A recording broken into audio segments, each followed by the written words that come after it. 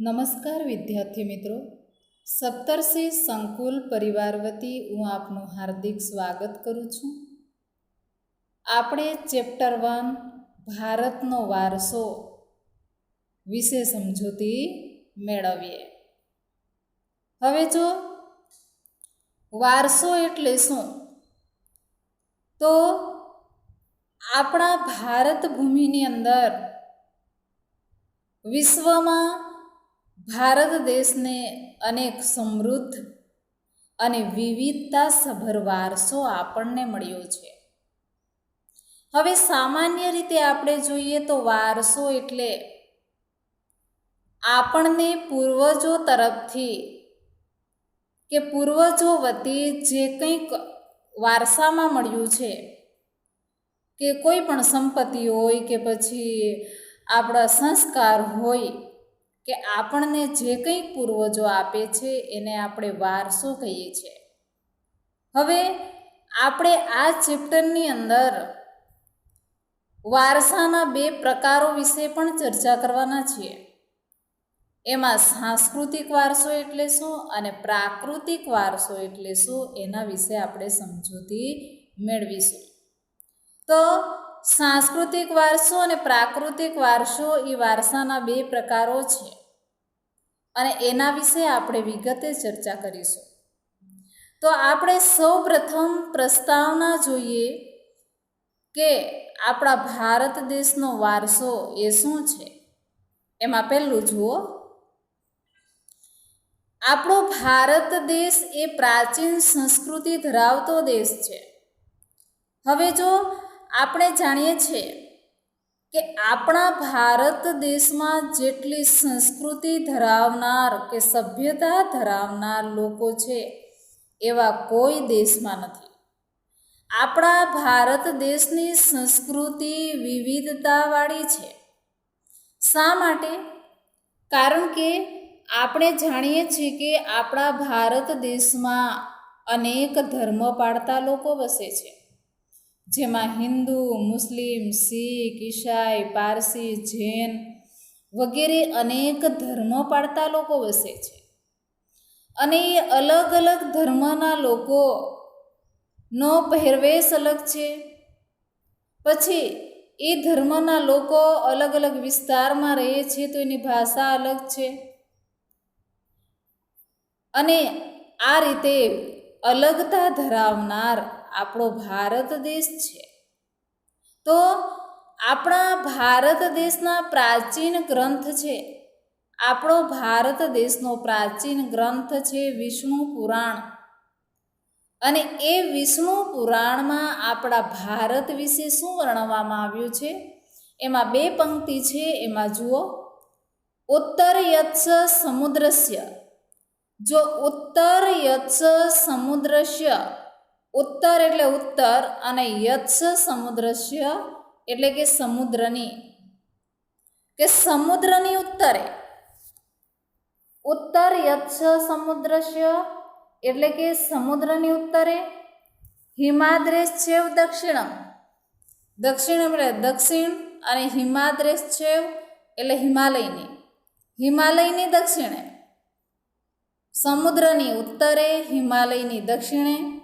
વર્ષ તદ ભારત. વર્ષ એટલે વર્ષ અને તદ ભારત નામ એટલે એ સ્થળનું નામ ભારત વર્ષ. કે જો ઉત્તર હિમાલયની ઉત્તરે સમુદ્રની ઉત્તરે હિમાલયની દક્ષિણે આવેલ આ સ્થળનું નામ ભારત વર્ષ છે. ભારતી યત્ર સતતિ. સતતિ એટલે કે સંતાન. ભારતી એટલે ભારતીય, જેના સંતાનો ભારતીય છે. બરાબર ખ્યાલ આવે છે કે ઉત્તર યત સમુદ્રસ્ય, સમુદ્રની ઉત્તરે, હિમાદ્રેશ્ચે દક્ષિણમ, હિમાલયની દક્ષિણે, વર્ષ તદ ભારત, એ સ્થળનું નામ ભારત વર્ષ છે. ભારતીય યત્ર સતતિ, જેના સંતાનો આપણે ભારતીય છીએ. કે સમુદ્રની ઉત્તરે અને હિમાલયની દક્ષિણે આવેલ સ્થળનું નામ ભારત વર્ષ છે અને જેના સંતાનો આપણે ભારતીય છીએ. ભારતીય શા માટે કહેવામાં આવ્યું છે? કારણ કે આપણે ભારત દેશમાં રહીએ છીએ એટલે આપણે કોના સંતાનો કહેવાઈએ? ભારત દેશના સંતાનો કહેવાઈએ છીએ. ભારતમાં શુભ કાર્ય પ્રારંભે લેવાતા સંકલ્પોમાં ભારત વર્ષ, ભરતખંડ, જંબુદ્વીપ, આર્યાવ્રત વગેરે શબ્દોનો ઉપયોગ થાય છે. જો ધ્યાન રાખજો, કારણ કે તમને પરીક્ષામાં અલગ અલગ રીતે પ્રશ્ન પૂછી શકાય એક લીટી દીઠ. તો તમે જો વ્યવસ્થિત આ અભ્યાસ કર્યો હોય તમને ખ્યાલ આવે. અને આમાં શું વર્ણવવામાં આવ્યું છે કે ભારતમાં જો શુભ કાર્ય પ્રારંભે લેવાતા જે સંકલ્પો છે અને એ સંકલ્પોમાં ભારત વિશે અલગ અલગ શબ્દો વાપરવામાં આવ્યા છે અને એ ભારત દેશને ભારત વર્ષ, ભરતખંડ, જંબુદ્વીપ અને આર્યાવ્રત તરીકે શબ્દોનો ઉપયોગ કરવામાં આવે છે. કે કોઈ પણ શુભ પ્રસંગ હોય અને શુભ પ્રસંગે આપણા ભારત દેશને આવા નામોથી ઓળખવામાં આવે છે. જો તમને પ્રશ્ન પૂછાય કે ભારતમાં શુભ કાર્ય પ્રારંભે લેવાતા સંકલ્પોમાં કયા કયા શબ્દોનો ઉપયોગ કરવામાં આવે છે, તો કયા કયા શબ્દો આવશે?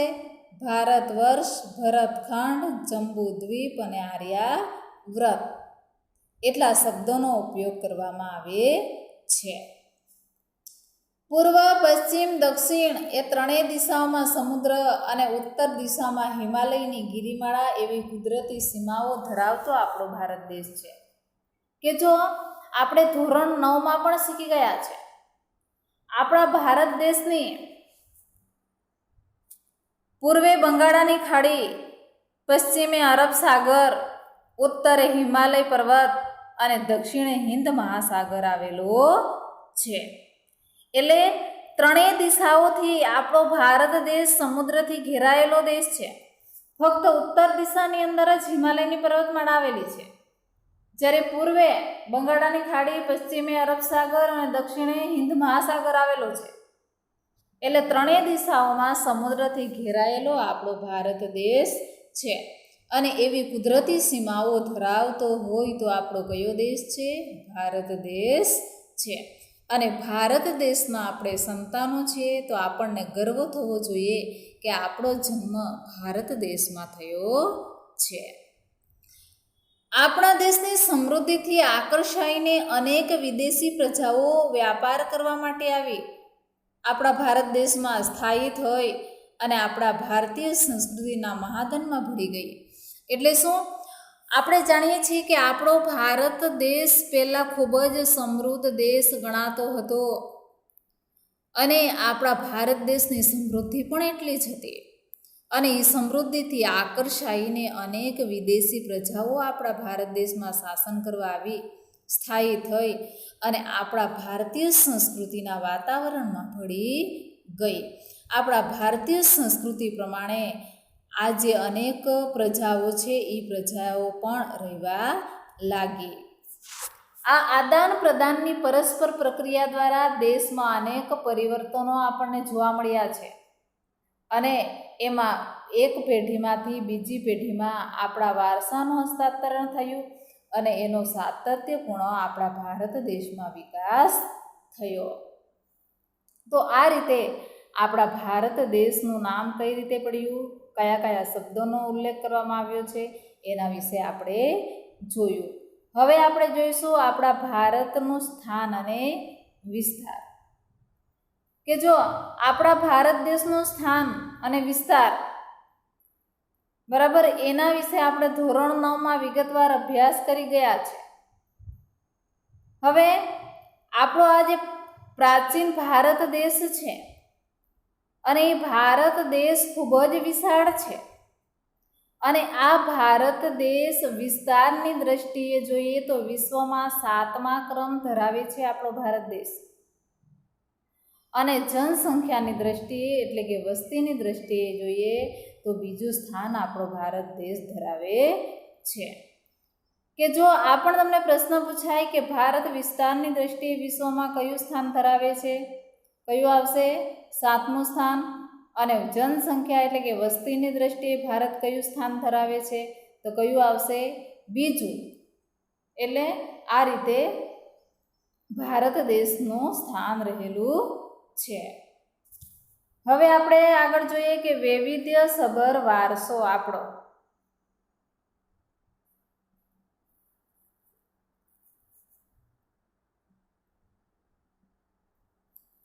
આપણા ભારત દેશની ભૂમિ કે ધરતીએ આપણને અને વિશ્વને અનેક સમૃદ્ધ અને વૈવિધ્યપૂર્ણ વારસો આપ્યો છે આપણને.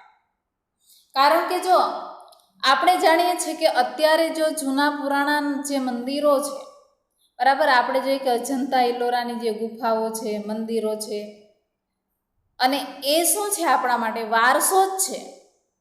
પછી અનેક પુસ્તકો છે, શ્રીમદ ભગવદ્ ગીતા છે, મહાભારત છે, રામાયણ છે, એ સાહિત્યિક વારસો છે.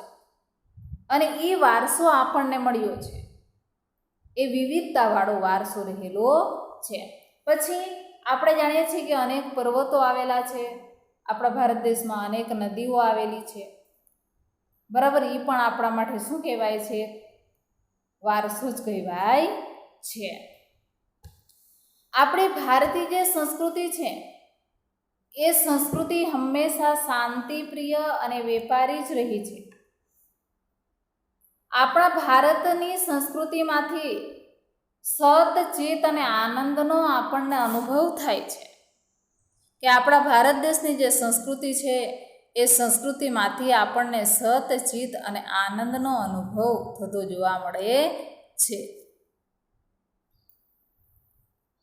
આ ઉપરાંત અહીં આવીને વસેલી જે અલગ અલગ સંસ્કૃતિ સાથેની જે અનેક પ્રજાઓ છે, અને એ પ્રજાઓ થકી આપણા ભારત દેશની સંસ્કૃતિ સમૃદ્ધ બની શકી છે. અને એમણે અપનાવેલા જે અહિંસા અને શાંતિના મૂલ્યોની આજે વિશ્વભરમાં પ્રશંસા અને સ્વીકાર થયો છે. હવે જો અહિંસા અને શાંતિના જે મૂલ્યો છે અને એ મૂલ્યો આપણને મળ્યા છે, એની વિશ્વભરમાં આજે પ્રશંસા થઈ રહી છે. આપણને ખ્યાલ જ છે કે આપણને ગાંધીજીએ સત્ય અને અહિંસાના સિદ્ધાંતો આપ્યા હતા. સત્ય એટલે હંમેશા સાચું બોલવું, અહિંસા એટલે અહિંસાના માર્ગે ચાલવું, કોઈને હિંસા કરવી નહીં, કોઈને મારામારી કરવી નહીં, કોઈની સાથે કે કોઈને અપશબ્દ બોલવા નહીં, અને હંમેશા સત્યના માર્ગે ચાલવું અને અહિંસાના માર્ગે ચાલવું. તો અહિંસા અને શાંતિના મૂલ્યોની આજે વિશ્વભરની અંદર પ્રશંસા કરવામાં આવી છે. સિંધુ ખીણની સંસ્કૃતિના લોકોથી શરૂ કરીને આજ દિન સુધીના લોકોએ ભારતને પોતાની આવડત, બુદ્ધિશક્તિ અને કલા કૌશલ્ય દ્વારા સમૃદ્ધ બનાવ્યું છે. જો સૌથી પહેલાંની સંસ્કૃતિ એટલે સિંધુ ખીણની સંસ્કૃતિ, અને એ સિંધુ ખીણની સંસ્કૃતિના લોકોથી શરૂ કરીને તો આજ દિન સુધી લોકોએ આપણા ભારતને પોતાની આવડત, એની બુદ્ધિશક્તિ, કલા કૌશલ્ય દ્વારા આપણા ભારત દેશને સમૃદ્ધ બનાવ્યું છે. કારણ કે જો દરેક વ્યક્તિઓ છે આપણા ભારત દેશના, એમાં કંઈક ને કંઈક રીતે આવડત રહેલી છે, એનામાં બુદ્ધિશક્તિ રહેલી છે, કલા કૌશલ્ય રહેલું છે. માની લઈએ, મેં તમને કીધું એ પ્રમાણે કે અજંતા એલોરાની ગુફાઓ છે, બરાબર, એ ગુફાઓમાં કેટલું ઝીણું ઝીણું કોતરકામ કરવામાં આવ્યું છે. તો એ કોતરકામ કરનાર પણ આપણા ભારત દેશના કારીગરો જ છે ને. પછી અનેક મંદિરો બનાવે છે, મસ્જિદો બનાવે છે, બૌદ્ધ ધર્મના વિહારો બનાવે છે, મઠો બનાવે છે. અને એમાં જો લોકોમાં આવડત હોય, બુદ્ધિશક્તિ હોય, તો એનું કાર્ય કરી શકે ને. એટલે આપણા ભારત દેશને આવી રીતે સમૃદ્ધ બનાવનાર લોકો છે. હવે આપણા ભારત દેશના ભવ્ય વારસાના નિર્માણ અને ઘડતર માટે અનેક વ્યક્તિઓએ ફાળો આપ્યો છે. એમાં આપણે જોઈએ ઋષિમુનિઓ, સંતો, વિદુષીઓ, વિદ્વાનો, ચિંતકો, કલાકારો, કારીગરો, વૈજ્ઞાનિકો, સંશોધકો, સાહિત્યકારો, શિક્ષણશાસ્ત્રીઓ, રાજનીતિજ્ઞો, ઇતિહાસકારો, સમાજ સુધારકો વગેરેનો અગત્યનો ફાળો રહેલો છે કે ભારતના ભવ્ય વારસાના નિર્માણ અને ઘડતર માટે. આ પણ યાદ રાખજો કે જો તમને પ્રશ્ન પૂછાય કે ભારતના ભવ્ય વારસાના નિર્માણ અને ઘડતર માટે કયા કયા વ્યક્તિઓનો ફાળો રહેલો છે, તો ભારતના ભવ્ય વારસાના નિર્માણ અને ઘડતર માટે અનેક ઋષિમુનિઓ, સંતો, વિદુષિકો, વિદ્વાનો, ચિંતકો, કલાકારો, કારીગરો, વૈજ્ઞાનિકો, સંશોધકો, સાહિત્યકારો, શિક્ષણશાસ્ત્રીઓ, રાજનીતિજ્ઞો, ઇતિહાસકારો અને સમાજ સુધારકો વગેરેનો અગત્યનો ફાળો રહેલો છે. હવે આ જે વ્યક્તિઓ છે એ વ્યક્તિઓએ તેમના ધર્મ, શાસન શૈલી, ભાષા, કલા, ચિત્ર, બોલી, પહેરવેશ અને રીતિ રિવાજો વગેરે પણ આપણે ભારતને મળ્યા છે. આ રીતે ભારતમાં ભાતીગળ સંસ્કૃતિનું નિર્માણ થયું. ભાતીગળ એટલે અનેક લોકો ભળી ગયા આપણા ભારત દેશમાં અને એવી સંસ્કૃતિનું નિર્માણ થયું કે આવી પ્રજાના અનેક ધર્મો છે, એની શૈલી કઈ છે, એમની ભાષા છે, એનામાં જે કંઈ કળા રહેલી છે, ચિત્ર છે, એમની બોલી છે, એમનો અલગ અલગ પહેરવેશ છે, એમના રીતિ રિવાજો અલગ અલગ છે અને એની સંસ્કૃતિ આપણા ભારત દેશને મળી છે. કારણ કે આપણે જાણીએ છીએ કે આપણા ભારત દેશમાં એક જ ધર્મના લોકો કે એક જ જ્ઞાતિના લોકો તો નથી રહેતા, અલગ અલગ જ્ઞાતિના લોકો રહે છે. અને આપણા ભારત દેશની અંદર જે 29 રાજ્યો છે એ 29 રાજ્યોની અંદર ભાષા અલગ અલગ બોલાય છે, એનો પહેરવેશ અલગ છે, બોલી અલગ છે. માની લે કે આપણે ગુજરાતમાં રહીએ છીએ તો આપણા ગુજરાત રાજ્યની ભાષા છે ગુજરાતી, મહારાષ્ટ્રના લોકો મરાઠી ભાષા બોલે છે, ગોવાના લોકો કોંકણી ભાષા બોલે છે, અને આ કર્ણાટક છે બરાબર, અહીંયાના કન્નડ ભાષા, પછી મધ્યપ્રદેશ છે, ઉત્તર પ્રદેશ છે, ત્યાંના લોકો હિન્દી ભાષા બોલે છે. તો આવી અલગ અલગ ભાષા બોલનારા લોકો અલગ અલગ વિસ્તારમાં રહે છે. એ આપણા ભારત દેશની જ એક સંસ્કૃતિ છે અને એ સંસ્કૃતિ આપણા ભારત દેશમાં જ છે અને એ સંસ્કૃતિનું નિર્માણ આપણા ભારત દેશમાં જ થયું છે. હવે આપણે જોઈશું સંસ્કૃતિનો અર્થ, કે સંસ્કૃતિ એટલે શું. જો આ એક વાક્યની અંદર પ્રશ્ન પૂછાય કે સંસ્કૃતિનો અર્થ સમજાવો, તો જો સંસ્કૃતિ એટલે જીવન જીવવાની રીત. હવે જો તમે કઈ રીતે જીવન જીવી રહ્યા છો અને કઈ રીતે તમે જીવન પસાર કરી રહ્યા છો, એટલે એ સંસ્કૃતિ તમારી કહેવાય. કે સંસ્કૃતિ એટલે જીવન જીવવાની રીત. દેશ કે સમાજમાં કાળક્રમે બદલાતા સંજોગો અનુસાર જનજીવનમાં આવતા પરિવર્તનો, સુધારા, સામાજિક નીતિરીતિ ઇત્યાદિ વડે ભિન્ન ભિન્ન સમાજોની સંસ્કૃતિ બને છે. આપણે જાણીએ છીએ કે સમાજમાં દિવસે ને દિવસે સંજોગો બદલાતા જાય છે અને સંજોગો બદલાતા લોકોમાં પરિવર્તનો આવે છે, લોકોમાં સુધારાઓ થાય છે અને આ સુધારાઓ થકી આપણા સમાજની સંસ્કૃતિ બને છે, કે સંસ્કૃતિનું નિર્માણ થાય છે. હવે સંસ્કૃતિ એટલે આપણે જોયું કે જીવન જીવવાની રીત, અને સંસ્કૃતિ એટલે માનવ મનનું ખેડાણ અને તેમાં માનવ સમાજની ટેવો, મૂલ્યો, આચાર વિચાર, ધાર્મિક પરંપરાઓ, રહેણીકહેણી અને જીવનને ઉચ્ચતમ ધ્યેય સુધી લઈ જતા આદર્શોનો સરવાળો એટલે શું? સંસ્કૃતિ.